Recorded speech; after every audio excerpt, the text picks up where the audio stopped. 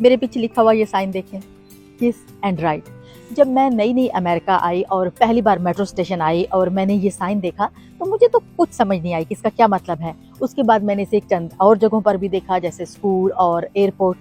असल में इसका वही मतलब है जो लिखा गया है। ये टर्म ऐसी जगहों के लिए इस्तेमाल होती है जहां आप किसी को ड्रॉप करने या पिक करने के लिए आए, थोड़ी देर के लिए कार के अंदर ही उसका इंतजार करें और फिर चले जाएं। लेकिन इसका ये नाम क्यों रखा गया? कुछ और भी तो हो सकता था। कुछ दिहाइयां कबल शिकागो ट्रांजिट अथॉरिटी ने जब कुछ पिकअप और ड्रॉप ऑफ पॉइंट्स कायम किए तो उन्होंने इसके लिए कोई न्यूट्रल सा नाम रखने का सोचा और ये जिम्मेदारी उस वक्त के शिकागो ट्रांजिट अथॉरिटी के जनरल मैनेजर वॉल्टर जे मैकार्टर को दी गई। उन्होंने एक सुबह रश के औकात में नोटिस किया कि जब लोग अपने साथियों को ड्रॉप करने के लिए आते हैं तो वो उन्हें किस करते हैं और ये अमेरिकन कल्चर का हिस्सा भी है। इस तरह उनके जहन में ये नाम आया। यूथ अमेरिका में ऐसे पॉइंट्स के लिए ये टर्म इस्तेमाल की जाने लगी।